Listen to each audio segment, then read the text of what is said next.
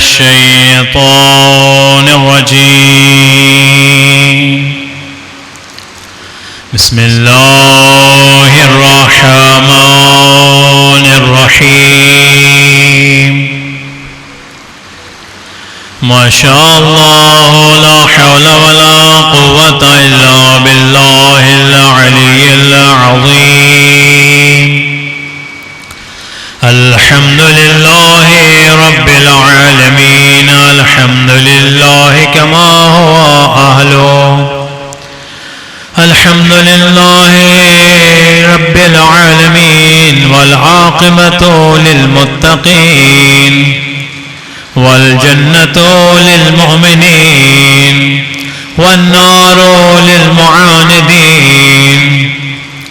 الحمد لله الذي جعلنا من المتمسكين بولاية علي بن أبي طالب وأولاده المعصومين. والصلاة والسلام على سيد الأنبياء والمرسلين أبي القاسم المصطفى محمد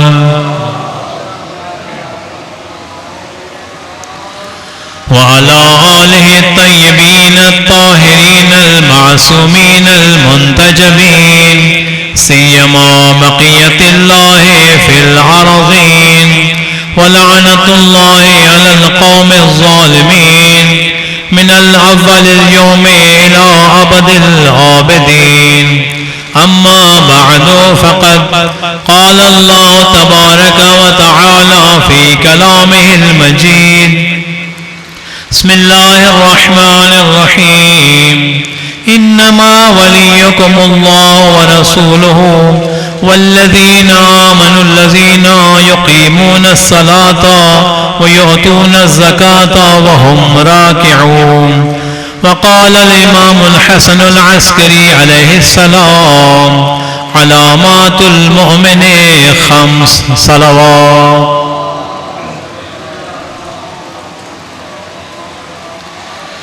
سب سے پہلے دعا ہے خدا متعال ہم سب کی عزاداری اپنی بارگاہ میں قبول فرمائے اور ہمیں حقیقی عزادار بننے کی توفیق عطا فرمائے. ہمارا شمار ان مخلص مومنین میں فرمائے کہ جن کو خدا نے خوشخبری سنائی ہے. اور خدا متعال سے دعا ہے خدا متعال تمام مریض مومنات کو شفائے کاملہ عاجلہ عطا فرمائے. مسافرین کے سفر بے خطر فرمائے. بالخصوص جو لوگ 40 پہ گئے ہوئے ہیں، چہلم امام حسین کے لیے کربلا گئے ہوئے ہیں، خدا متعال ان سب کے سفر کو بے خطر فرمائے. بے اولاد مومنات کو اولاد نرینہ عطا فرمائے. اور سب سے اہم دعا خدا بحق محمد وآل محمد امام زمانہ کا جل ظہور فرمائے. ان تمام دعاؤں کی قبولیت کے لیے بلند تر صلوات.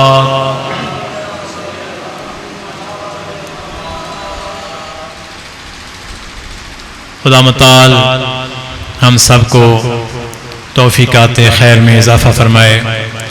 میں نے قرآن مجید کی سورہ مائدہ کی 55 نمبر آیت کی تلاوت کرنے کا شرف حاصل کیا،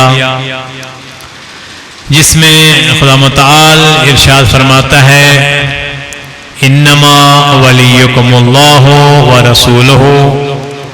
فقط اور فقط یعنی بس تمہارا ولی اللہ ہے، ورسولہ اس کا رسول تمہارا ولی ہے، والذین آمنوا الذین وہ لوگ جو صاحبان ایمان ہیں، الذین یقیمون الصلاۃ جو نماز کو قائم کرتے ہیں، وَيُؤْتُونَ الزَّكَاةَ اور زکوٰۃ ادا کرتے ہیں، وَهُمْ رَاكِعُونَ در حالانکہ وہ رکوع کی حالت میں ہوتے ہیں.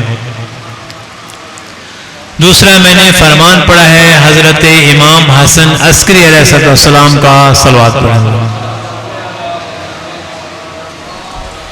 اس میں مولا ارشاد فرماتے ہیں: علامات المؤمن 5. چونکہ آج جس مناسبت سے یہ پروگرام رکھا گیا ہے، یہ مجلس رکھی گئی ہے، چہلم امام حسین کے حوالے سے ہے، تو میں چاہتا ہوں یہ چہلم، یہ 40، یہ کیا ہے، یہ عدد کتنا معتبر ہے، اس کو کہاں کہاں استعمال کیا گیا ہے. تو اسی حوالے سے میں نے یہ حدیث پڑھی ہے جس میں امام فرماتے ہیں کہ مومن کی علامات 5 ہیں. ایک علامت مومن کی یہ ہے کہ وہ پنجگانہ نمازوں کے سمیت 51 رکعت نماز پڑھتا ہے. 17 رکعت وہ جو آپ سب لوگ پڑھتے ہیں واجب نماز ہے. اس کے علاوہ نوافل ہیں، صبح کے نوافل 2، ظہر کے نوافل 8، عصر کے نوافل 8، مغرب کے نوافل 3، 4 اور عشاء کے نوافل 2 جو بیٹھ کے پڑھے جاتے ہیں. اس کے علاوہ مستحب نمازوں میں سے 11 رکعت نماز ہے جس کو نماز تہجد کہتے ہیں، نماز نافلہ شب کہتے ہیں. امام حسن عسکری فرماتے ہیں کہ مومن وہ ہے کہ جو 51 رکعت نماز پڑھتا ہے 24 گھنٹے میں. بس اس پہلی علامت میں ہم خود اپنے گریبان میں جھانکیں، ہم کتنی نمازیں پڑھتے ہیں. حضرت امام زمانہ عجل اللہ فرجہ شریف صلوات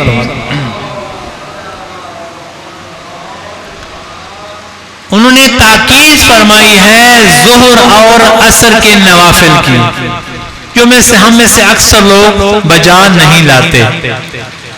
اور دوسری علامت کیا ہے؟ فرمایا مومن کی علامتوں میں سے ایک علامت یہ ہے کہ وہ جب سجدہ کرتا ہے، جب نماز پڑھتا ہے تو اپنی پیشانی کو کربلا کی خاک پر رکھتا ہے.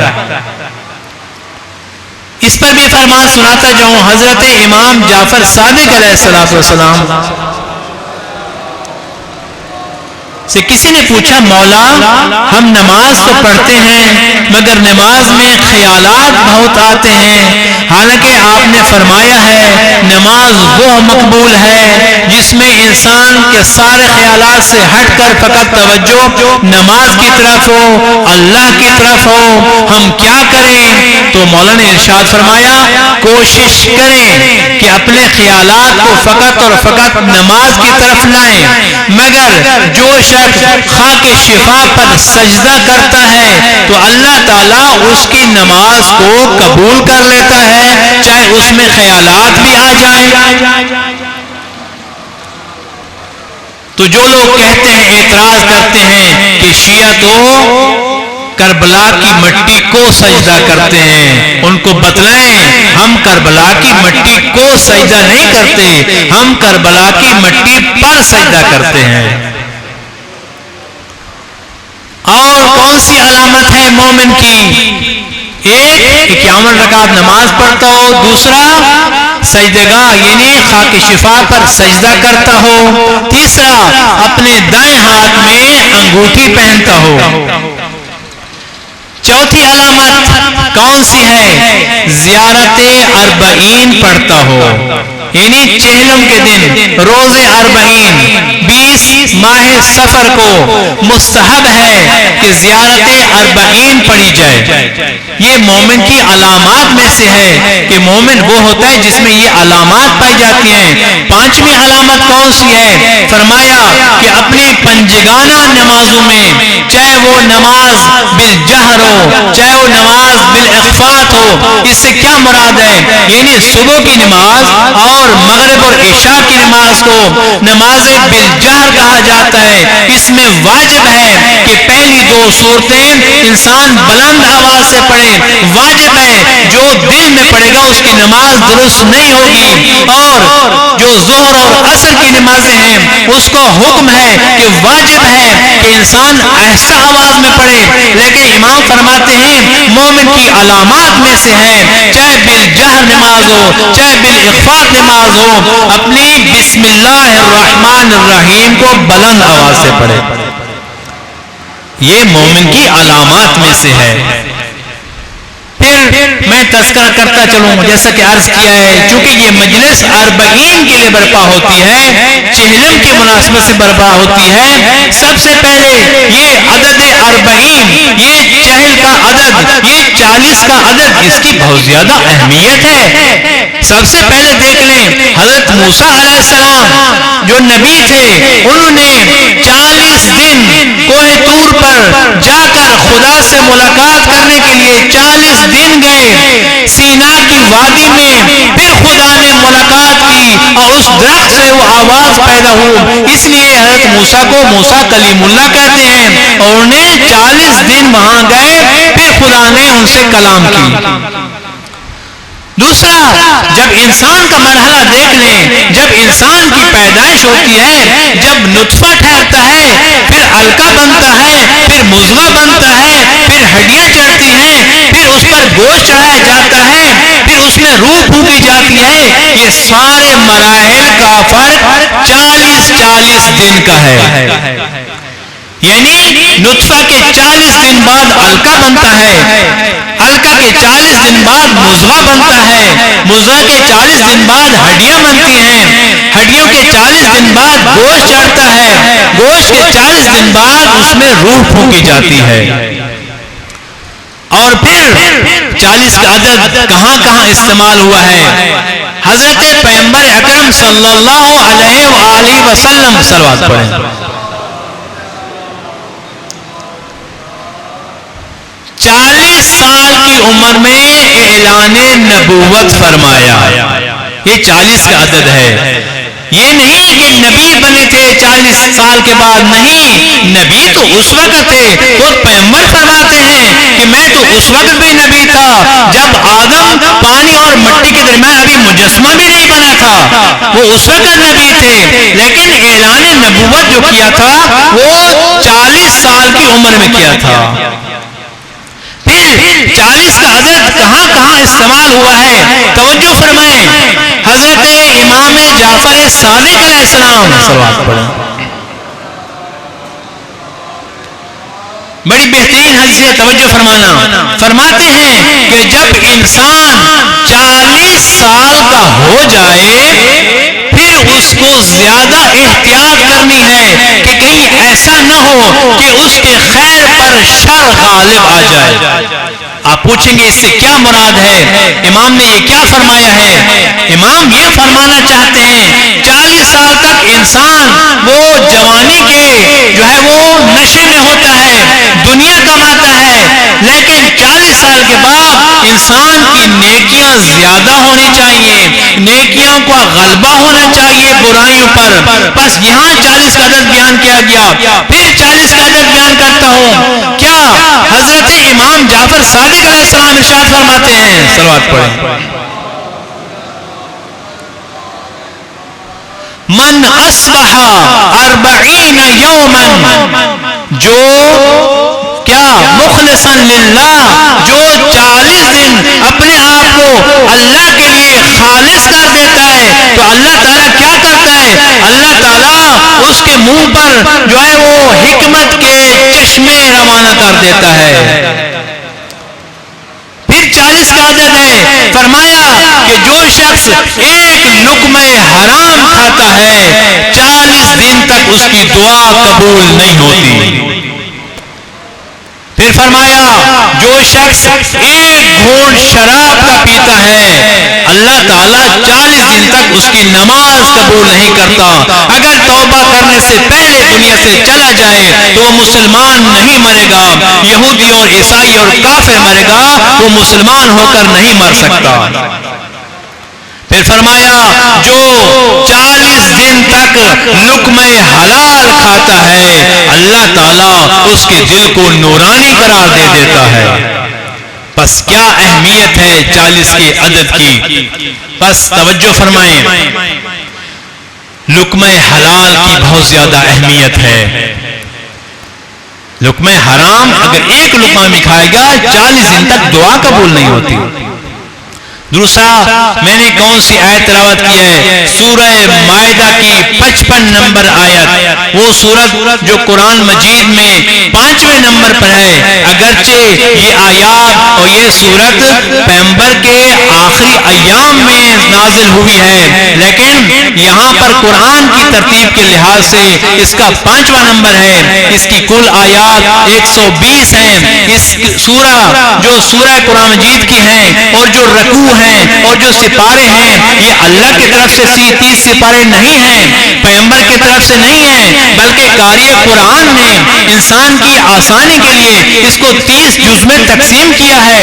اسی طرح یہ جو سورتوں کے نام ہیں، یہ کچھ خود پیغمبر نے رکھے ہیں، کچھ یہ بھی قرآن نے رکھے ہیں۔ جیسے یہ سورہ مائدہ، چونکہ اس کی 114 نمبر آیت میں وہ حضرت عیسیٰ علیہ السلام کے دسترخوان کا ذکر ہوا ہے، اس لیے اس کو سورہ مائدہ کہتے ہیں۔ اس سورہ مائدہ کو سورہ ولایت بھی کہتے ہیں۔ کیسے؟ اس کے شروع میں بھی آیات ولایت آئی ہے، اس کے درمیان میں بھی آیت ولایت آئی ہے، اس کے آخر میں بھی آیات ولایت آئی ہے۔ اسی صورت میں یا ایھا الرسول بلغ ما انزل کی آیت بھی اسی صورت میں آئی ہے۔ الیوم اکملت لکم دینکم اسی صورت میں آیا ہے۔ اور خیبر میں حضرت علی علیہ السلام کی جو وصف بیان کی گئی ہے وہ بھی اسی صورت میں بیان کی گئی ہے۔ یہ وہ واحد سورہ ہے جس میں 16 مرتبہ یا ایھا الذین آمنوا کا لفظ آیا ہے، اے ایمان والو، اے ایمان والو۔ یہ سورت اس لیے یہ سورت ولایت ہے۔ اور یہ لفظ ولی قرآن مجید میں 86 مرتبہ یہ لفظ تکرار ہوا ہے قرآن مجید میں۔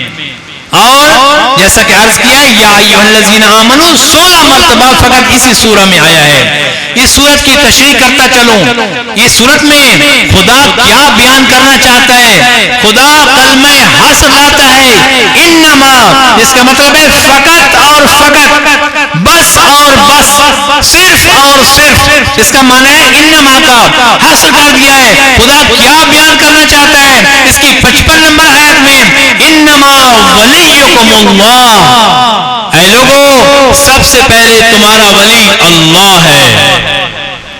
بس ختم ہو گیا؟ نہیں، یہ ابتدا ہے، یہ انتہا نہیں ہے۔ خدا ابتدا کر رہا ہے، سب سے پہلے تمہارا ولی اللہ ہے، وَرَسُولُهُ، پھر اس کے بعد تمہارا ولی اللہ کا رسول ہے۔ اللہ کی ولایت کیوں ضروری ہے؟ یہی سوال حضرت امام سجاد علیہ السلام سے کیا گیا۔ صلوات پڑھیں۔ ٹھیک ہے، آپ تھکے ہوئے ہیں، ساتھی مجلس سن رہے ہیں، لیکن اہل بیت کا ذکر ہے، اس میں آپ جو ہے وہ خوشحال ہو کر نشاط کے ساتھ بلند آواز سے صلوات پڑھیں۔ اللہ، جب امام سجاد سے پوچھا گیا کہ اللہ کی ولایت کیوں ضروری ہے، کہا اس لیے کہ اللہ خالق ہے، اللہ مالک ہے، اللہ نے عدم سے وجود میں لایا ہے انسان کو، اللہ وہ خالق ہے، اس لیے اس کی ولایت واجب ہے۔ صرف خالق ہونا نہیں بلکہ اللہ رب بھی ہے انسانوں کا، رب یعنی پروردگار، یعنی تربیت کرنے والا۔ اگر اللہ فقط خالق ہوتا پھر بھی ولایت واجب نہیں تھی، اللہ فقط رب ہوتا پھر بھی ولایت واجب نہیں تھی، چونکہ اللہ نے انسان کو عدم سے وجود میں لایا ہے۔ اللہ چونکہ خالق بھی ہے، مالک بھی ہے، رازق بھی ہے، رب بھی ہے، رب یعنی تربیت کرنے والا، یعنی پروردگار، اس لیے اللہ کی ولایت واجب ہے۔ پھر کیا فرمایا؟ وَرَسُولُهُ، اور اللہ کا رسول تمہارا ولی ہے۔ اللہ کا رسول یہ کیوں ولی ہے؟ اس میں ایک مقدمہ مجھے پڑھنا پڑے گا اس بات کو سمجھانے کے لیے۔ دیکھیں، اللہ نے انسانوں کو خلق کیا ہے، کس لیے؟ خود خدا سے پوچھتے ہیں، خدا فرماتا ہے کہ میں ایک چھپا ہوا خزانہ تھا، اریدو لکئی اعرف، میں نے ارادہ کیا کہ مجھے پہچانا جائے، فخلقت الخلق، پھر میں نے مخلوق کو خلق کیا تاکہ مجھے پہچانے میں خدا کون ہوں، میں کتنا احسان کرنے والا ہوں،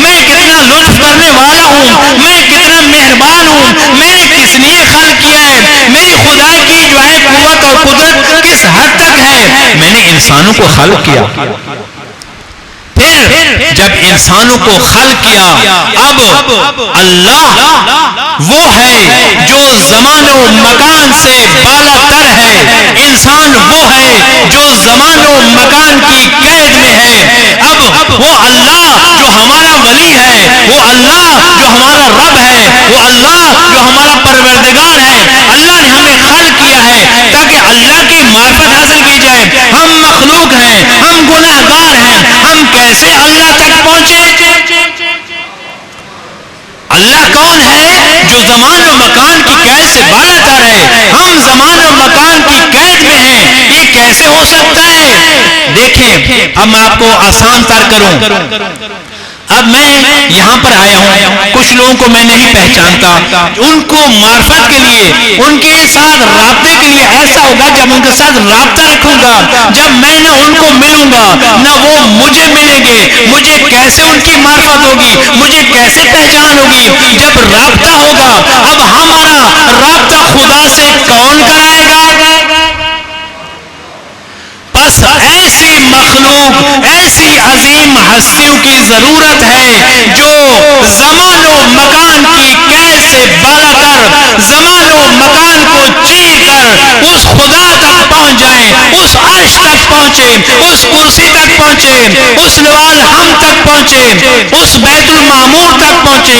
یہ عام انسان کا کام نہیں, یہ انسان کامل کا کام ہے. اب دیکھ لیں کہ خود خدا ارشاد فرماتا ہے وہ کیسے, ہمیں کیسے پتا چلے ہمارا رابطہ کرانے والا کون ہوگا؟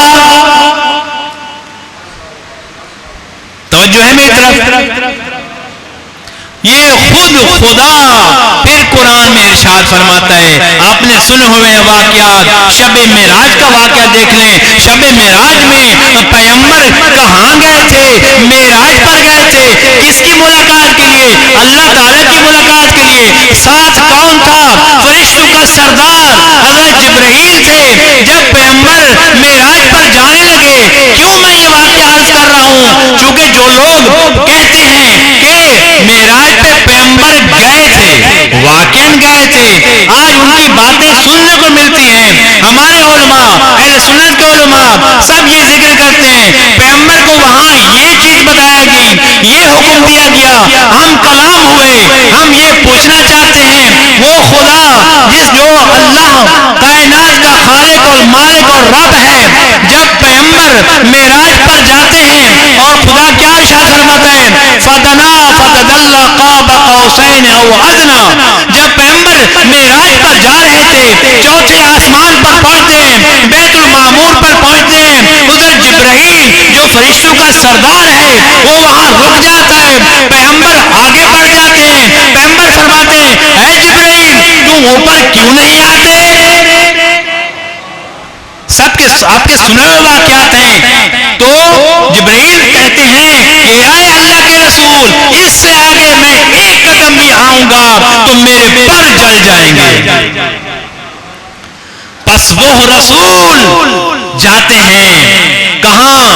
عرش پر, کرسی پر, وہ جو مراحل ہیں طے کر کے. اب پوچھنا یہ ہے کہ وہ جب پیغمبر گئے تھے اللہ کی ملاقات کے لیے, خدا خود کہہ رہا ہے کہ اتنا قریب ہوئے, اتنا قریب ہوئے کہ 2 کوس 2 تیر یا اس سے بھی کم فاصلہ تھا.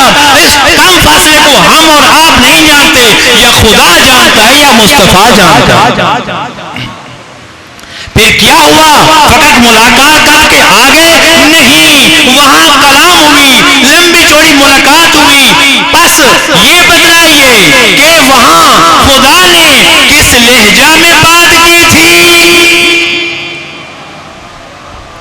جو ہمیں بتلایا جاتا ہے حضرت موسیٰ جب جاتے تھے کوہ طور پر, سینا کی وادی پر, خدا نے اپنی آواز کو ایک درخت سے پیدا کیا. درخت سے آواز آتی تھی یا موسیٰ فاخلع نعلیک, اے موسیٰ اپنے جوتے اتار دو, انہ بالوادی المقدس طویٰ, تم اس خاص وادی میں آئے ہو, اپنے جوتے اتار دو. بس درخت سے وہ آواز پیدا ہوتی تھی, وہ خدا کلام کر رہا تھا. پر جہاں معراج کی رات میں جب پیغمبر جاتے ہیں معراج کے لیے, وہاں خدا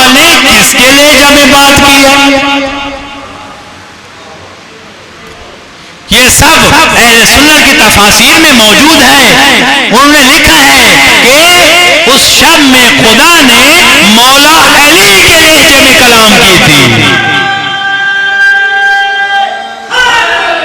یا علی. بس اللہ تعالیٰ نے جس لہجے میں کلام کی وہ مولا علی کا لہجہ تھا. بس مولا علی کے لہجے میں خدا کو زیادہ پسند ہے, پیغمبر کو زیادہ پسند ہے, اس لیے تو خدا نے علی کے لہجے میں کلام کی. پھر آگے قرآن کیا فرماتا ہے, انما ولیکم اللہ ورسولہ. پاک کیا یہاں پر ختم ہو گیا؟ بس اللہ کی ولایت ہے اور رسول کی ولایت ہے؟ نہیں, قرآن رکا نہیں, خدا نے اپنے کلام کو جاری رکھا. خدا فرماتا ہے اس کے بعد وہ لوگ تمہارے ولی ہیں. اب ایک بندے کا نام نہیں ہے, والذین جمع کا لفظ ہے, آمنو وہ لوگ جو صاحبان ایمان ہیں. فقط صاحبان ایمان ہیں نہیں, یقیمون الصلاۃ ان کی صفات بیان ہو رہی ہیں. وہ جو نماز کو قائم کرتے ہیں, یؤتون الزکات زکات کو ادا کرتے ہیں. کس حالت میں؟ وہم راکعون حالت رکوع میں زکات دیتے ہوئے نظر آتے ہیں. اب یہاں پر اہم موڑ پر ہم پہنچ چکے ہیں. اللہ تعالیٰ نے قرآن میں جیسے اللہ اپنا نام لیا, رسول کا نام لیا, وہاں اہل بیت اور علی کا نام کیوں نہیں لیا؟ یہی اعتراض ہوتا ہے نا.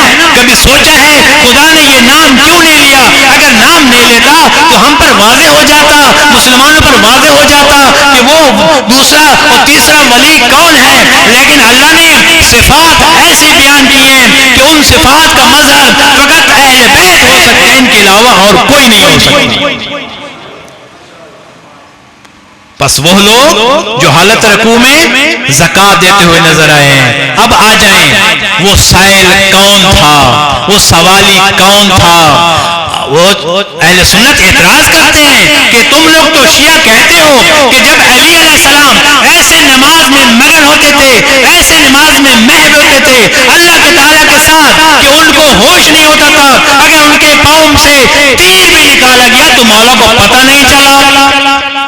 یہ شبہ ہے, یہ اعتراض ہے. وہ کر سکتے ہیں کہ آج جب سائل مسجد نبوی میں سوال کر رہا ہے کوئی اللہ کے نام پر دینے والا, یہاں پر مولا علی نے کیسے اس کی بات کو سن لیا, کیوں وہاں انگوٹھی دے دی, زکات ادا کر دی, صدقہ دے دیا؟ یہ اعتراض ہے یا نہیں ہے؟ وہ اعتراض کرتے ہیں. ہاں سن لیں آج اس کا جواب. مولا علی کی عبادت واقعاً ایسی عبادت تھی کہ ان کو پرواہ نہیں تھی کہ کون کیا کر رہا ہے, کیا کہہ رہا ہے. اگرچہ ان کے پاؤں سے تیر بھی نکالا گیا تو ان کو معلوم ہی نہیں ہوا. اس قدر خدا کے ساتھ راز و نیاز میں مشغول تھے. صلوات پر محمد و محمد. پھر کیا ہوا؟ اب یہاں پر توجہ فرمائیں.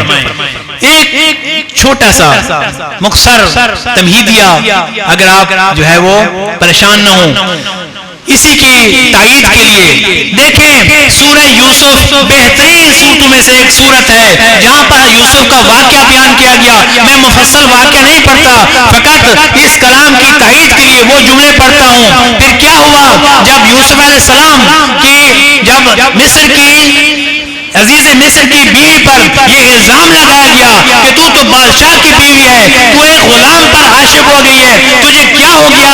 سب عورتوں نے جب ملامت کیا, اس نے بہت اعتراضات کے جواب دیے, مگر کسی نے ایک نہ مانی. انہوں نے کہا کہ ٹھیک ہے, اب سب عورتیں میرے محل میں جمع ہو جائیں, میں آپ کو جواب دیتی ہوں. تو سب عورتیں جمع ہو گئی کہ آج اس کو رسوا کریں گے. جب وہ سب عورتیں آ گئیں تو کیا کہا جناب زلیخا نے, اس کے ہاتھ میں ایک پھل پکڑا دیا, ایک تیز چھری پکڑا دی اور ایک طرف بیٹھ گئی, پیچھے پردے کے پیچھے حضرت یوسف کو کھڑا کر دیا. ان عورتوں کو کہا میں کب جواب دوں گی جب تم اس پھل کو اکٹھے کھاؤ گی. اور یوسف کو کہا کہ جب میں اشارہ کروں تب آپ اندر آنا. ان عورتوں کو کہا جب میں اشارہ کروں تب آپ نے اس پھل کو توڑنا اور کھانا ہے. کیا ہوا؟ یہ یوسف علیہ السلام درمیان سے گزرنا تھا, یہ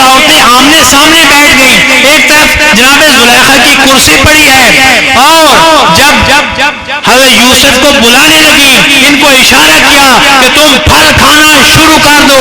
ادھر سے حضرت یوسف علیہ السلام وہاں سے پیدل آتے ہوئے نظر آئے جناب زلیخا کی طرف۔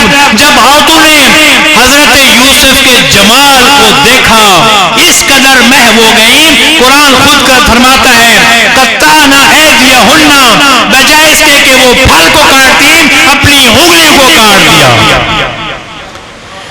یہ تو مجازی حسن تھا حضرت یوسف کا، جس کی وجہ سے انہوں نے اپنے ہاتھوں کو کاٹ دیا۔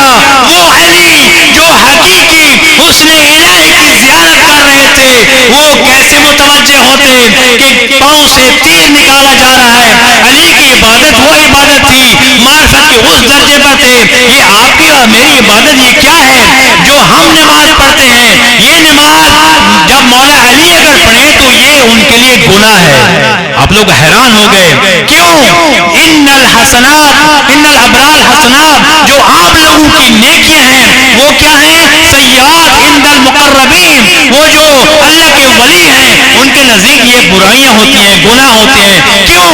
ہماری معرفت اتنی ہے کہ ہم جس معرفت سے نماز پڑھتے ہیں ہم معرفت کے انتہائی نچلے درجے میں ہیں، مگر جب مولا علی نماز پڑھتے ہیں وہ خود ارشاد فرماتے ہیں میرے لیے کوئی فرق نہیں پڑتا اگر میرے لیے عرش کے وہ پردے ہٹا دیے جائیں، علی کے یقین میں ذرہ برابر فرق نہیں پڑتا۔ بس میں کہاں تھا کہ وہ سائل جو مسجد نبوی میں آیا تھا وہ سوال کرنے کے لیے، جب لوگ سب مشغول تھے باتوں میں، کوئی بیٹھا ہوا تھا، کوئی سویا ہوا تھا، کوئی باتیں کر رہا تھا، فقط مولا علی علیہ السلام نماز میں مشغول تھے۔ یہ سائل آتا ہے، وہ جو آپ کو میں نے اعتراض بتایا ہے، اہل سنت اعتراض کرتے ہیں کہ آپ لوگ شیعہ کہتے ہیں مولا علی جب نماز پڑھتے تھے اس قدر محو ہو جاتے تھے ان کو پرواہ نہیں ہوتی، تو مولا علی نے کیسے اس فقیر اس سائل کی آواز کو سن لیا؟ ہاں، اگر وہ سائل مولا علی سے سوال کرتا اور مولا علی وہاں زکوٰۃ ادا کرتے پھر آپ کا اعتراض بنتا تھا۔ اس سائل نے مولا علی سے سوال نہیں کیا، وہاں مسجد میں آیا کہ کوئی ہے نہیں مدد کرنے والا، کسی نے مدد نہیں کی، اگر مدد کی بھی ہے تو اتنی کم جو اس کے لیے کافی نہیں تھی۔ یہ سائل جاتے ہوئے اپنے ہاتھوں کو آسمان کی طرف بلند کرتا ہے اور کہتا ہے خدایا میں نے تیری مسجد میں ان لوگوں سے سوال کیا مگر انہوں نے مجھے عطا نہیں کیا، میں تجھ سے مانگتا ہوں مجھے کچھ عطا کر دے، ایسا نہ ہو کہ میں تیری مسجد سے ایسے خالی چلا جاؤں۔ مولا علی کس کی عبادت کر رہے تھے؟ اللہ تعالیٰ کی۔ وہ سائل کس سے مانگ رہا تھا؟ اللہ تعالیٰ سے۔ اور پھر خدا نے فرمایا یا علی یہ سائل مجھ سے مانگ رہا ہے، تو میرے ساتھ میری گفتگو ہے، اس سائل کو راضی کر۔ آپ اور ہم تو گفتگو کرتے ہی رہتے ہیں۔ صلوات پڑھیں امن والوں۔ تو یہ وجہ تھی کہ سائل نے اللہ سے سوال کیا تھا، بندوں سے سوال نہیں کیا تھا۔ اللہ کی عبادت کون کر رہا تھا؟ مولا علی کر رہے تھے۔ بس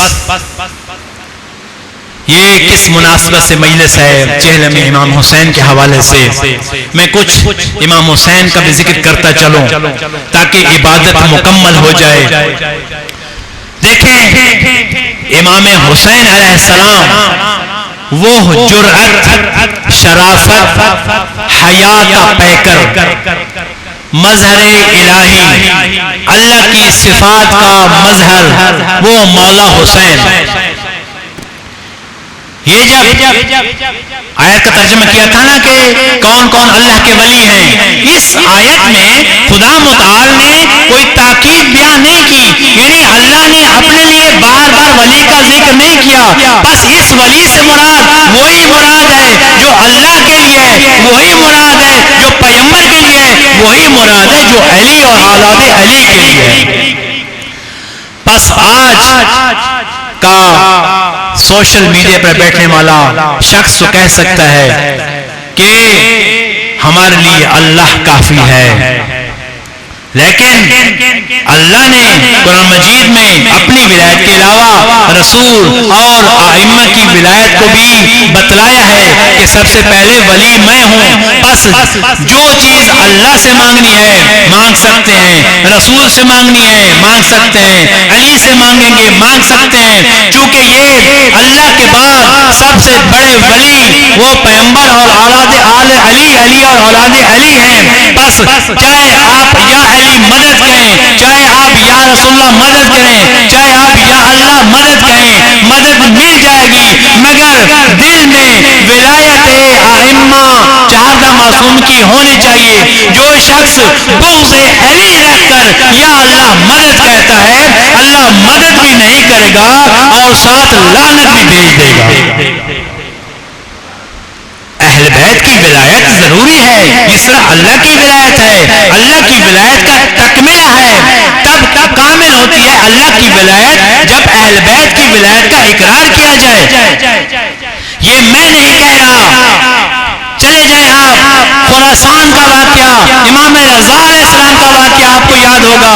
امام رضا علیہ السلام کو جب 200 ہجری میں ہارون رشید نے بلوایا تھا مدینہ سے، مولا جب آ رہے تھے اور جب پہنچے تھے نیشا پور میں وہ ولایت سمجھا رہا ہوں کہ کیسے علی اور اولاد علی کی ولایت تکملہ ہے اللہ کی ولایت کا، یعنی فقط لا الہ الا اللہ کہنا کافی نہیں ہے، کوئی لا الہ الا اللہ کہتا رہے، دل میں بغض و محمد و آل محمد ہو، اس کو لا الہ الا اللہ کہنے کا کوئی فائدہ نہیں ہوگا۔ کیسے؟ میں سمجھاتا ہوں، جب مدینہ سے خراسان کی طرف آ رہے تھے، 1.5 لاکھ افراد امام رضا کا راستہ دیکھ رہے تھے، امام رضا کی انتظار میں تھے، نیشا پور میں ان میں 28,000 صرف حدیث لکھنے والے افراد تھے، 28,000 افراد تھے، ان میں ایک احمد ابن حنبل تھا۔ احمد ابن حنبل وہ جو اہل سنت کے اماموں میں سے ایک ہیں، یہ بہت ہی عالم دین برجستہ عالم تھے، جن کو پیغمبر کی 6 لاکھ احادیث یاد تھی، 4 لاکھ اوریجنل پیغمبر کی حدیثیں یاد تھی، 2 لاکھ جعلی حدیثیں یاد تھی۔ اس کے بیٹے عبداللہ نے جب اعتراض کیا، بابا 4 لاکھ تو ٹھیک ہے، یہ پیغمبر کی حدیثیں ہیں، مگر وہ 2 لاکھ جو پیغمبر سے منسوب ہیں، جو جیلی ہیں، ان کو کیوں یاد کیا؟ کہا اس لیے تاکہ امت کو بتاؤں کہ بنی امیہ نے کتنی حدیثیں گھڑی تھی۔ اس کی عمر اس وقت 36 سال تھی، یہ وہاں روایت کرنے والے ہیں، کہتے ہیں کہ جب نیشا پور میں حضرت امام رضا تشریف لاتے ہیں، لوگ عشق میں آتے ہیں امام رضا کی زیارت کے لیے، جب امام رضا کی سواری پہنچتی ہے، امام رضا کی سواری ایک محمل میں ہوتی ہے، اوپر پردہ ہوتا ہے، چونکہ امام کی زندگی کو خطرہ تھا، جب لوگوں کے پاس امام آئے اور امام کو سلام کر کے کہتے ہیں، یبن رسول اللہ ہمیں کوئی پیغمبر کی حدیث سنا دیں۔ کچھ لوگ 2 دن سے، کچھ لوگ 3 دن سے، کچھ لوگ کئی گھنٹوں سے انتظار میں تھے۔ مولا نے اپنے رخ انور سے پردہ ہٹایا اور ان کو زیارت کرائی اور چلنے لگے۔ لوگوں نے کہا مولا ہم پیغمبر کی یا ائمہ کی حدیث سننا چاہتے ہیں۔ پھر امام رضا رکے اور رک کر کہا اے لوگوں سن لو، اس کو کہتے ہیں جو سلسلہ بیان ہو رہا ہے۔ کہا مجھے میرے بابا موسیٰ بن جعفر نے بتایا ہے، ان کو ان کے بابا جعفر صادق نے بتایا ہے، ان کو ان کے بابا امام محمد باقر نے بتایا ہے، ان کو ان کے بابا زین العابدین نے بتایا ہے، ان کو ان کے بابا حسین علیہ السلام نے بیان کیا ہے، ان کو ان کے بھائی حسن علیہ السلام نے بیان کیا ہے، ان کو ان کے بابا علی نے بیان کیا ہے، ان کو پیغمبر اکرم نے بیان کیا ہے۔ پیغمبر اکرم کو خدا فرماتا ہے، اس کو کہتے ہیں سلسلۃ الظہر۔ یہ احمد ابن حنبل کہتا ہے اگر حدیث کے علاوہ یہ جو سلسلہ امام رضا نے کو ناموں کو کسی پاگل پر پڑھ دیا جائے وہ پاگل سمجھدار ہو جائے گا. صرف سلسلے کو حدیث کو نہیں. امام رضا کیا حدیث بیان فرما رہے ہیں ذرا توجہ فرمانا. اب یہاں پر ہمارا مدعا ہے جو میں بیان کرنا چاہتا ہوں. امام فرماتے ہیں کہ خدا ارشاد فرماتا ہے کلمۃ لا الہ الا اللہ حصنی. میں نے کیا کہا تھا کہ فقط لا الہ الا اللہ کہنا کافی نہیں ہے. توجہ میری طرف. صرف کلمہ لا الہ الا اللہ کہنا کافی نہیں ہے. امام رضا کیا فرماتے ہیں کہ اللہ فرماتا ہے کلمۃ لا الہ الا اللہ حصنی کہ کلمہ لا الہ الا اللہ میرا قلعہ ہے. من دخل حصنی امن من عذابی. جو اس قلعے میں داخل ہو گیا وہ عذاب سے معمون ہو گیا. پیغمبر نے پردہ اوپر ڈالا. امام رضا نے پردہ ڈالا آگے چلنے لگے. پھر لوگوں نے کہا یبن رسول اللہ اس بات کو مکمل کیا جائے. وہ شوق سے امام کی بات کو سننا چاہتے تھے. وہ خراسان نیشہ پور کے وہ عاشق مومنین تھے. وہ آپ کی طرح دلے والے کے مومنین نہیں تھے جو توجہ نہیں کر رہے. امام سے کیا سننا چاہتے تھے. پھر امام نے پردہ ہٹایا اور کہا وشرطها وشروطها وانا من شروطها. اس کلمہ لا الہ الا اللہ کی کچھ شرائط ہیں. ان شرائط میں سے ایک شرط مجھ امام رضا کی ولایت کا اقرار ہے. اب سمجھ آ گئی کہ فقط اللہ کی ولایت کافی نہیں ہے ساتھ ائمہ کی ولایت کا ہونا ضروری ہے. تو پھر امام رضا نے بھی ثابت کر دیا. اب آ جائیں کربلا میں یوم عاشور مولا امام حسین علیہ السلام کہ جب مولا حسین کی جرت کو دیکھیں. جب مولا تنہا رہ گئے اتنی گرمی کی شدت تھی اتنی پیاس کی شدت تھی مگر مولا حسین علیہ السلام کی جرت اور صبر کو سلام. جب آخر وقت میں عمر ابن سعد نے کہا کہ اے حسین مجھے عبید اللہ کا خط پہنچا ہے. اس نے وہاں کہہ دیا ہے کہ اگر حسین اب بھی معافی مانگ لے تو حسین کو معاف کر دیا جائے اور قتل نہ کیا جائے. امام نے جب یہ سنا کہا یبن الدعی یبن الدعی اے حرام زادے کے بیٹے کیا تو مجھے یہ اختیار دیتا ہے بین الذلت والذلہ کہ میں ذلت اور ذلت کا راستہ اختیار کروں یا میں تسلیم کر لوں یا میں ذلت کا راستہ اختیار کروں. ہیہات من الذلہ. امام حسین نے کیا فرمایا یہ حسین کبھی ذلت کا راستہ اختیار نہیں کرتا. اللہ تعالیٰ نے ہم ائمہ کو اس ذلت سے بہت زیادہ دور رکھا ہے. صلوات پڑھیں محمد و آل محمد. پھر امام حسین نے جب چاہا کہ تلوار اٹھائیں. توجہ کریں اس نقطے کی طرف یہ ظریف نکات ہیں توجہ سے سنیں. جب مولا نے چاہا تلوار اٹھائیں مولا امام حسین نے حضرت عباس کے بازو اٹھائے مگر تلوار نہیں اٹھائی. علی اکبر کا لاشا اٹھایا مگر تلوار نہیں اٹھائی. اب امام حسین تلوار اٹھانا چاہتے ہیں. تلوار اٹھانے سے پہلے امام حسین کیا کرتے ہیں ایک عجیب کام کرتے ہیں. وہ کیا اپنے ذوالجلال کو خیام کے باہر باندھ دیتے ہیں اور کیا کرتے ہیں پیغمبر کا امامہ زیب تن کرتے ہیں. پیغمبر کی عبا زیب تن کرتے ہیں. پیغمبر کی انگوٹھی پہنتے ہیں. پیغمبر کا عصا اٹھاتے ہیں.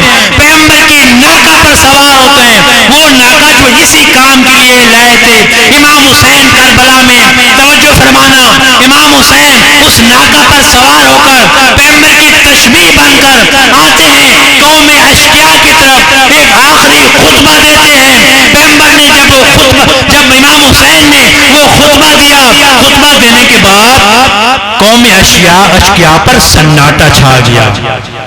امام حسین نے فرمایا ہاں میں جانتا ہوں مجھ ولی خدا مجھ حسین کی باتیں آپ پر اثر کرنے والی نہیں ہیں. کیوں میں حسین جانتا ہوں چونکہ آپ کے پیٹ میں لقمہ حرام ہے. جس کے پیٹ میں لقمہ حرام ہوتا ہے اس کو ولی خدا کی کوئی واز و نصیحت اثر نہیں کرتی. پھر امام حسین نے سوال کیا ہے، اے دشمنان خدا بتاؤ تم مجھے قتل کرنے کے لیے یہاں جمع کیوں ہوئے؟ امام حسین ایک حجت کا اتمام کرنا چاہتے ہیں. توجہ کریں گے آپ کو بات سمجھ آ گئی. امام کیا حجت تمام کرنا چاہتے ہیں؟ کفر کی مہر ثبت کرنا چاہتے ہیں. کل کو مورخین یہ نہ لکھیں کہ دو شہزادوں کی جنگ تھی، مسلمانوں کی جنگ تھی، دونوں مسلمان تھے. امام حسین اس بات کو آج یہ بتا کر جانا چاہتے ہیں یہ کفر و اسلام کی جنگ تھی، دو مسلمانوں کی جنگ نہیں تھی. وہ کیسے؟ جب امام نے پوچھا کہ تم کیوں آئے ہو مجھے قتل کرنے کے لیے، سب نے کیا کہا؟ بغضاً لأبی، تیرے بابا علی کے بغض میں ہم جمع ہوئے ہیں. یہی کلمہ کہلوانا چاہتے تھے امام حسین، تاکہ امام حسین پر ان کا قتل جائز ہو جائے، ان کو مارنا جائز ہو جائے، ان پر تلوار اٹھانا جائز ہو جائے. وہ کیسے؟ آپ توجہ فرمائیں، کیسے امام حسین نے یہ کہہ دیا؟ آپ چلے جائیں. امام حسین کا وہ جب امام حسین کا مدینہ سے نکل رہے تھے، امام نے اپنا مقصد بیان کیا تھا کہ میں کیوں نکل رہا ہوں. آپ سب لوگوں کو یاد ہے کہ میں اس لیے نہیں نکل رہا، نہ مجھے جاگیر چاہیے، نہ مجھے کرسی چاہیے، نہ مجھے سلطنت چاہیے. میں کیوں نکل رہا ہوں؟ انما لم اخرج الا لاصلاح امت جدی رسول اللہ، میں اپنے نانا کی امت کی اصلاح کرنا چاہتا ہوں.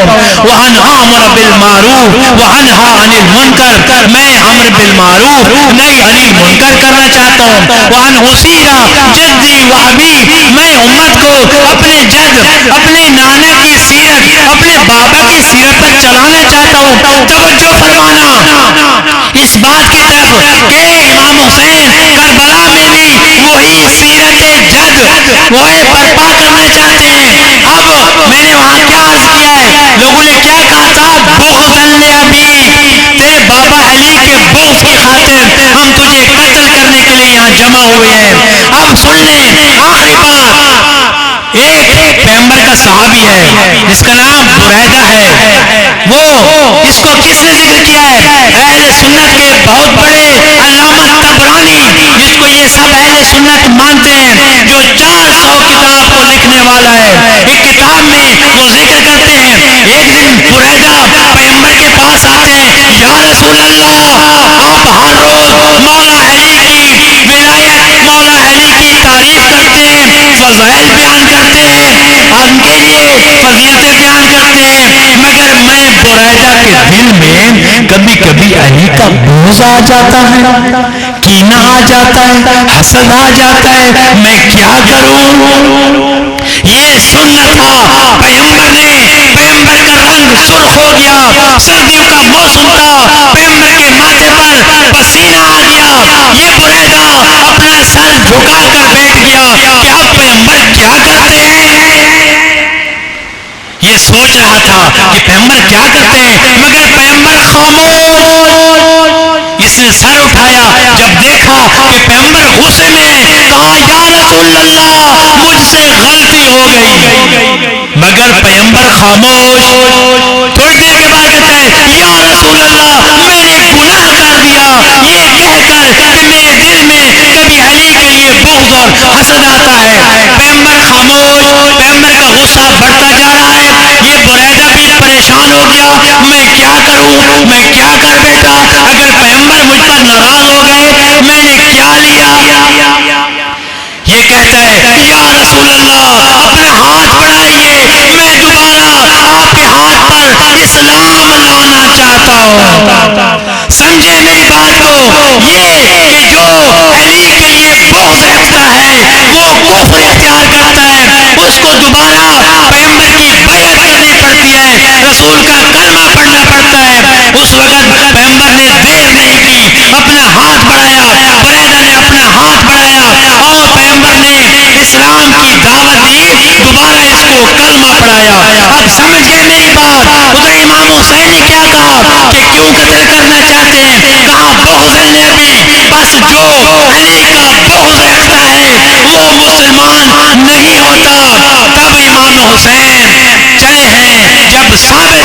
مہر لگا دی ان لوگوں پر کفر کی، شرک کی. جو بھی علی اور اولاد علی کے مقابلے میں آتا ہے وہ مسلمان نہیں رہتا. جو بھی اولاد ائمہ اور اولاد علی کو کسی کی جگہ پر بیٹھانا چاہتا ہے اس نے بھی بغض کیا، شرک کیا، کفر کیا.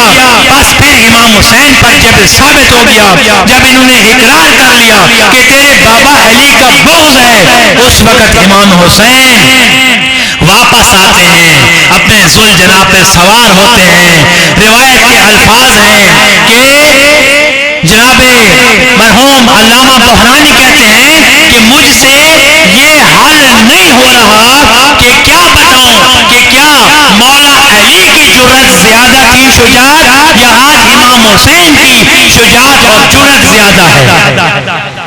اس قدر امام حسین فوج اشقیاء پر حملہ کر رہے ہیں، اپنے ذوالجناح پر سوار ہوتے ہیں اور وجد کر رہے ہیں کہ کہاں گئے وہ جنہوں نے میرے بھائی عباس کو شہید کیا، کہاں گئے وہ لوگ جس نے میرے علی اکبر کو شہید کیا، کہاں گئے وہ لوگ جنہوں نے جناب قاسم کو ذوالجناح سے اتارا. یہ رجز پڑھتے جا رہے ہیں. روایت کے الفاظ ہیں، مقتل کی کتابیں دیکھ لیں، تاریخ کی کتابیں دیکھ لیں، سب کتابیں یہی کہہ رہی ہیں کہ 12 کلومیٹر تک امام حسین نے ان کا پیچھا کیا. اور ایک مقتل کتاب میں لکھا ہوا ہے کہ 1950 ملاحین کو امام حسین نے فنار کر دیا. بس امام حسین جب ان ملاحین کو واصل جہنم کر رہے تھے اس وقت اللہ کی طرف سے یہ آیت نازل ہوئی، یا ایھا الذین آمنوا اوفوا بالعقود، اپنے وعدے کو پورا کرو. یا ایھا النفس المطمئنہ ارجعی الی ربک راضیۃ مرضیہ، اے نفس مطمئنہ اپنے پروردگار کی طرف لوٹ آؤ. آپ کو جنگ کے لیے نہیں بھیجا تھا. جب امام حسین نے یہ ہاتف غیبی کی آواز سنی اپنی تلوار کو نیام میں ڈال دیا. پھر امام حسین جب تلوار کو نیام میں ڈالتے ہیں اور آخری وداع کے لیے آتے ہیں. میں شہادت نہیں پڑھنا چاہتا امام حسین کی. کل تیرا سفر تھی، تیرا سفر امام کی وہ پیاری دختر جناب سکینہ بنت الحسین کی شہادت کا دن تھا. وہ دختر جو امام حسین سے کتنی محبت کرتی تھی، جو امام حسین کے بغیر آرام نہیں کرتی تھی، جو امام حسین کے سینے کے علاوہ سوتی نہیں تھی، وہ دختر جس کو کتنا پیار تھا. جب مولا حسین آتے ہیں نا الوداع کرنے کے لیے، سلام کرتے ہیں، یا اہل بیت النبوہ، اے نبوت کے خاندان، یا سکینہ، یا زینب، یا ام کلثوم، یا فضہ، علیکن منی سلام، سب پر میرا آخری سلام ہو. جب امام حسین الوداع کر کے باہر آنا چاہتے ہیں نا، یہ سکینہ جس کا سن صرف 4 برس کا تھا ذوالجناح کے پاؤں سے لپٹ جاتی ہے. جب امام حسین نے گھوڑے کو دوڑانا چاہا مگر گھوڑے کے پاؤں رک گئے، امام حسین نے فرمایا، اے ذوالجناح کیا تو بھی اب میرا ساتھ نہیں دیتا؟ ذوالجناح نے اشارہ کیا اپنے قدموں کی طرف. جب مولا حسین نے دیکھا سکینہ ذوالجناح کے قدموں کے ساتھ لپٹی ہوئی ہے، وہ کہہ رہی ہے، اے بابا کا گھوڑا، میرے بابا کو میدان کربلا کی طرف مت لے کر جا.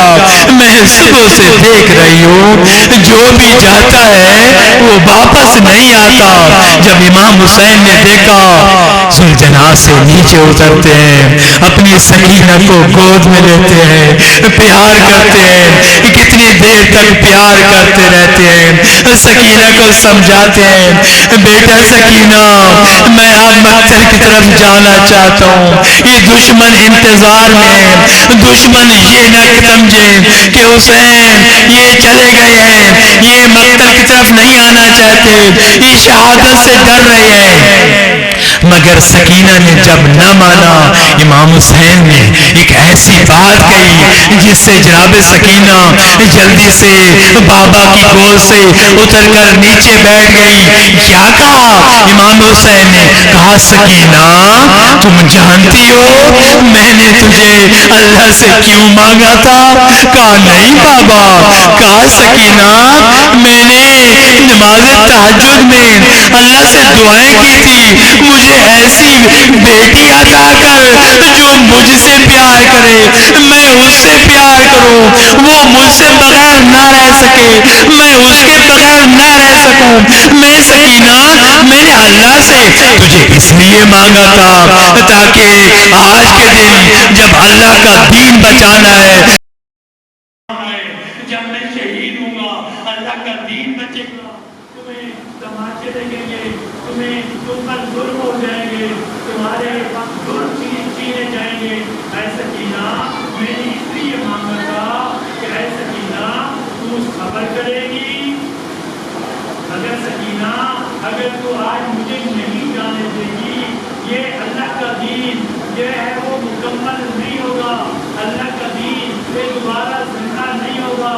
جب سکینہ نے یہ بات سنی جلدی سے بابا کی گود سے نیچے آ گئی، کہا بابا اگر یہ مقصد تھا آپ جائے، میں سکینہ صبر کروں گی، میں شہر کے تماشے بھی برداشت کروں گی۔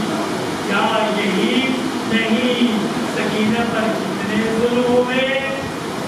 یہ جو دو امام حسین کی نشانیاں ہیں نا، ایک انتصار، ایک جناب سکینہ، اگر یہ کربلا میں نہ ہوتی، کربلا میں وہ مشن مکمل نہ ہوتا۔ یہ سکینہ بس شہادت ہو گئی جب امام حسین کو شہید کیا جا رہا تھا۔ جناب سکینہ جناب زینب سلام اللہ علیہ دیکھ رہی تھی، بس میں شہادت نہیں پڑھنا چاہتا۔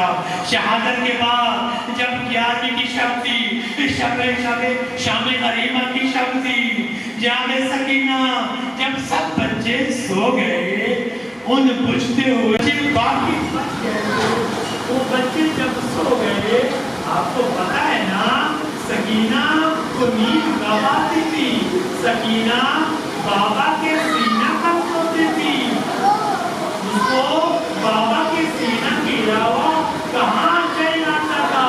جناب سکینہ جب تھک گئی، دیکھا سب لوگ سو گئے، رات کی تاریکی ہے، نکل پڑی سکینہ مقتل کی طرف، بابا کو ڈھونڈنے چلی گئی کہ بابا کا سینہ مل جائے، کہ بابا کے سینہ پر سکینہ آرام کر لے۔ رات کی تاریکی ہے، سکینہ نکل پڑتی ہے، بابا بابا کہتی ہوگی، مقتل میں آتی ہے، مقتل میں لاشیں بکھری پڑی ہیں، سکینہ کو پتہ نہیں چلا کہ بابا کہاں ہیں، لیکن مجھے نہیں معلوم سکینہ نے بابا کو کیسے تلاش کر لیا، بابا کے پاس پہنچ گئی۔ سکینہ بابا کے سینے پر کوئی اٹھی، ہمیں کیسے پتا چلا؟ جب جناب زینب سلام اللہ علیہ نے دیکھا کہ سکینہ نہیں ہے، ام کلثوم کو جگاتی ہے، کہا میرے بھائی کی نشانی سکینہ موجود نہیں ہے۔ جناب ام کلثوم جناب زینب ڈھونڈتی ہوئی تو مقتل کی طرف آتی ہے، ڈھونڈتی ڈھونڈتی اس مقام پر پہنچتی ہے جہاں پر سکینہ بابا کے سینے پر آرام کر رہی تھی۔ سکینہ کو آواز دینے لگی، مگر امام حسین کے کٹے ہوئے گلے سے آواز آئی،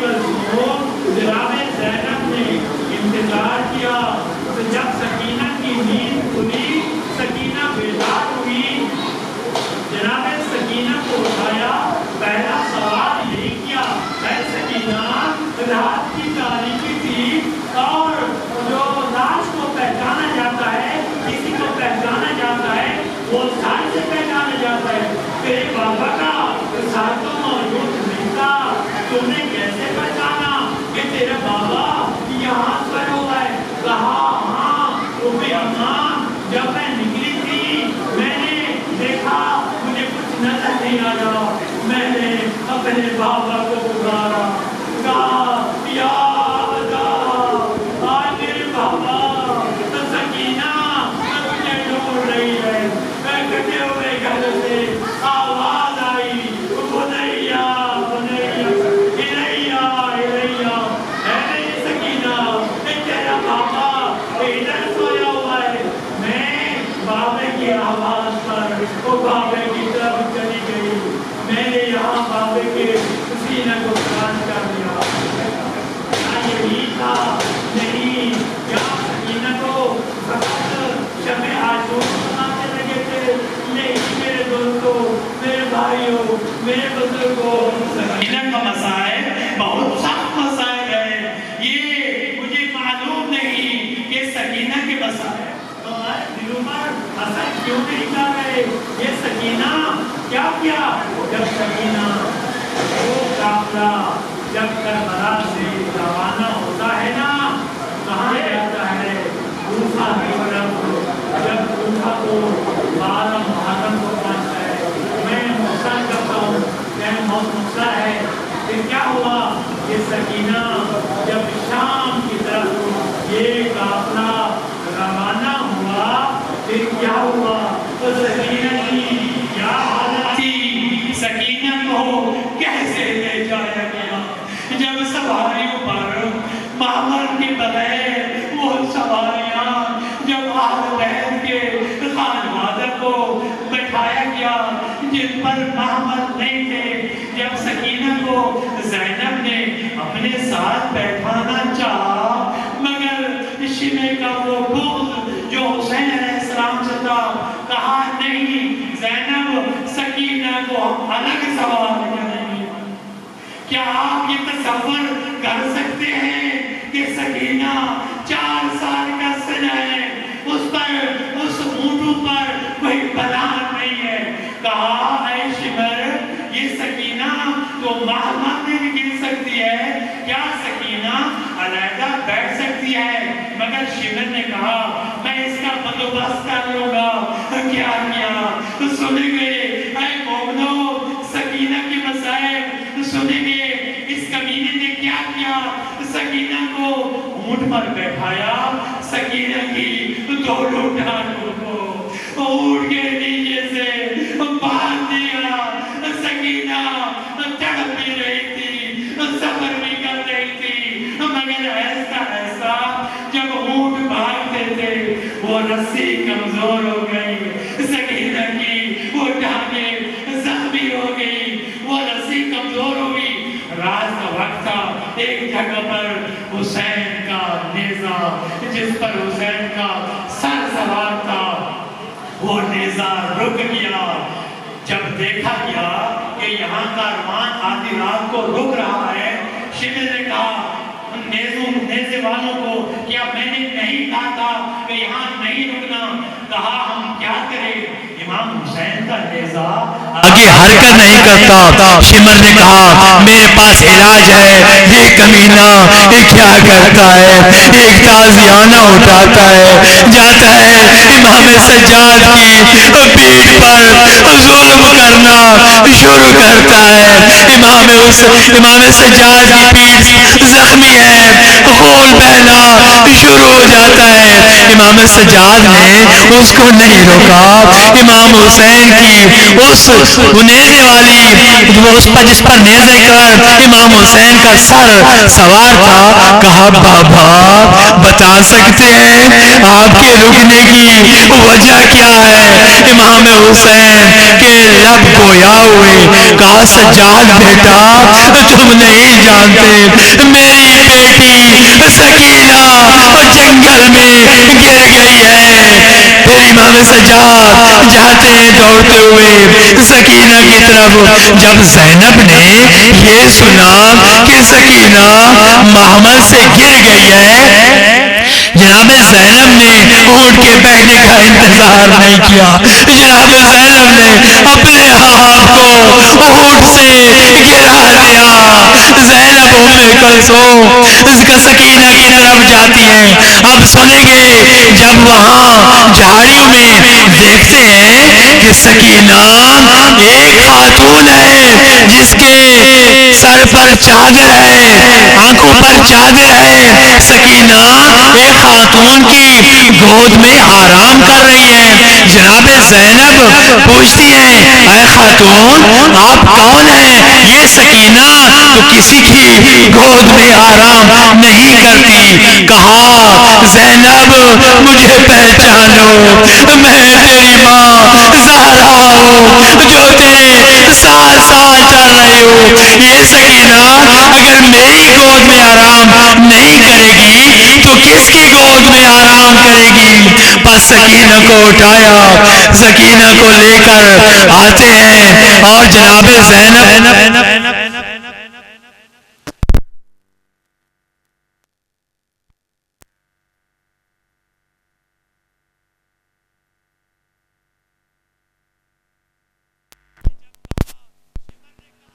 اے زینب پریشان نہ ہو، اب میں ایسا بندوبست کروں گا کہ سکینہ شام تک نہیں گرے گی۔ اس شمر کمینے نے کیا چند رسیوں کو جمع کیا، جناب سکینہ کو اونٹ کی پشت پر سلایا، سکینہ کو رسیوں سے باندھنا شروع کر اور باندھتے ایسا باندھ دیا سکینہ زخموں سے تاب نہ لائی، اتنے زخم ہو گئے، کرتا خون سے رنگین ہو گیا، وہ رسیاں جناب سکینہ کے نازک بدن میں چلی گئی۔ جب سکینہ شام پہنچتی ہے نا، سکینہ بہت نہیں ہو گئی ہے، سکینہ بہت زخمی ہو گئی ہے، بدن کا کوئی حصہ ایسا نہیں تھا جس میں رسی کی وجہ سے خون نہ آ رہا ہو۔ پھر سکینہ کیا کرتی ہے سنیں گے، یہی ظلم نہیں ہوئے، بس میں مختصر کرتا ہوں۔ جناب سکینہ کو زندان میں لایا گیا، مگر سکینہ زندان میں آرام نہیں کر رہی تھی۔ یہ مختلف روایات ہیں کہ کتنے عرصہ تک اہل بیت کو زندان میں رکھا گیا، کچھ کہتے ہیں 6 مہینے، کچھ کہتے ہیں 1 سال، بس مختلف روایات ہیں۔ پھر جب سکینہ کا یہی کہہ دوں نا آخری رات آئی نا، سکینہ خواب میں دیکھتی ہے اپنے بابا کی زیارت کرتی ہے، خواب سے روتی ہوئی جاگ جاتی ہے، بابا بابا کرنے لگی، یا بتا اے میرے بابا، میں نے ابھی بابا کو دیکھا ہے۔ ایک کوہرام بپا ہو گیا، ہر بیوی جناب سکینہ کو اٹھانا چاہتی ہے، مگر سکینہ کسی کی گود میں آرام نہیں کرتی، سکینہ مسلسل رو رہی ہے۔ سکینہ کو دیکھ کر سارے اہل بیت کا گریہ بلند ہوا، تمام اہل بیت بلند آواز سے گریہ کرنے لگے، مگر سکینہ کی آواز سب سے زیادہ تھی جو بابا بابا کہہ رہی تھی۔ پھر کیا ہوا، یہ سکینہ اور اہل بیت کے رونے کی آواز یزید خبیث کی خوابگاہ تک پہنچی، اس کی نیند کھلی، اپنے غلام سے پوچھتا ہے یہ آوازیں رونے کی کیا ہے، یہ کیوں رو رہے ہیں؟ کہا اے یزید، وہاں اس قید خانہ میں ایک چھوٹی بچی ہے جس کا سن 4 سال ہے، اس نے اپنے بابا کو خواب میں دیکھا ہے کر رو رہی ہے، وہ آرام نہیں کر رہی۔ یزید نے حکم دیا یہ بچی کیسے آرام کرے گی؟ جب امام سجاد سے پوچھا گیا، امام سجاد نے فرمایا اے یزید اگر بچی کو آرام دلانا چاہتے ہو تو بچی کے بابا کا سر دے دو، یہ بچی آرام کر جائے گی۔ اسی اثنا میں امام حسین کا سر کو لایا گیا، ایک تشت میں امام حسین کا سر تھا۔ اتنی مدت کے بعد جب سکینہ نے اپنے بابا کے سر کو دیکھا، کہا بابا، اے بابا میں آپ کو بلا رہی ہوں، تو خود میری گود میں آ جا۔ امام حسین کے سر نے پرواز کی، سکینہ کی گود میں آ گئے۔ جب سکینہ نے امام حسین کو دیکھا، امام حسین سے باتیں کرنے لگی۔ آپ سمجھتے ہیں نا جب کوئی باپ سفر میں جاتا ہے نا، جن کی چھوٹی بیٹیاں ہیں، جب بابا واپس آتا ہے، جب باپ واپس آتا ہے تو کیا کہتی ہیں؟ بابا فلاں نے مجھے نقصان پہنچایا، فلاں بھائی نے مجھے مارا، فلاں شخص نے مجھے مارا۔ یہ سکینہ کیا بتا رہی ہے؟ کہا بابا یہاں کے لوگ تو مخمل کے تکیوں پر سوتے ہیں، مگر تیری سکینہ اس گرم ریت کا وہ تکیا بنا کر سوتی ہے۔ یہاں کے لوگ ٹھنڈی چھاؤں میں سوتے ہیں، مگر تیری سکینہ اس قید خانہ میں جس کی چھت بھی نہیں ہے وہاں سکینہ سوتی ہے۔ سکینہ ایک ایک دکھ بابا کو سنا رہی ہے اور گریہ کر رہی ہے۔ ایک وقت ایسا آیا جب سکینہ گریہ کرتے کرتے سکینہ کی روح پرواز ہو گئی۔ انا للہ و انا الیہ راجعون۔ امام سجاد نے اس سکینہ کو اٹھایا اور اس قید خانے میں کوہرام بپا ہوا۔ ہے سکینہ، ہے سکینہ۔ اس سکینہ کو اسی رسیوں میں دفن کر دی گیا، اسی قید خانہ میں۔ آج بھی وہ لوگ جو شام میں دو دمشق میں گئے ہیں ان کو پتہ ہے جناب زینب سلام اللہ علیہ کا روضہ اور جناب سکینہ کے روضہ میں 30 کلومیٹر کا فرق ہے۔ چونکہ جناب سکینہ دمشق کی اس قید خانہ میں دفن ہو گئی ہے، وہ جو خرابہ زندان تھا۔ یہ سکینہ کو جب دفن کر دیا گیا، کچھ مدت کے بعد ایک سیدزادہ رات کو خواب میں اس کی بیٹی کہتی ہے کہ میں نے خواب میں دیکھا ہے، مجھے جناب سکینہ خواب میں ملتی ہیں اور کہتی ہیں کہ اپنے بابا کو کہو میری قبر کے نزدیک پانی آ گیا ہے جو میری قبر کو نقصان پہنچا رہا ہے، میری قبر کو دوسری طرح منتقل کیا جائے۔ جب بابا کو صبح کو خواب بتایا، وہ سیدزادہ کہتا ہے نہیں یہ ایسے ہی خواب ہے، یہ ممکن نہیں ہے۔ دوسری رات ایک دوسری بیٹی کو وہی خواب آتا ہے، جناب سکینہ کہتی ہیں اپنے بابا کو کہو کہ میری قبر کے نزدیک پانی ہے جو میری قبر کو نقصان پہنچا رہا ہے، اپنے بابا کو کہو میری قبر کو منتقل کیا جائے۔ پھر دوسری بیٹی نے جب اپنے خواب کو بیان کیا، پھر بھی اس عالم سیدزادے نے کہا نہیں ایسی بات نہیں ہو سکتی۔ تیسری رات اس سیدزادے نے خود خواب میں دیکھا جب سکینہ فرما رہی ہیں اے سیدزادے میں 2 رات سے مسلسل تیری بیٹیوں کو بول رہی ہوں کہ میری قبر کے پاس ایک پانی آ رہا ہے جو میری قبر کو نقصان پہنچا رہا ہے، میری قبر کو کسی اور جگہ منتقل کر دو۔ پھر جب سیدزادہ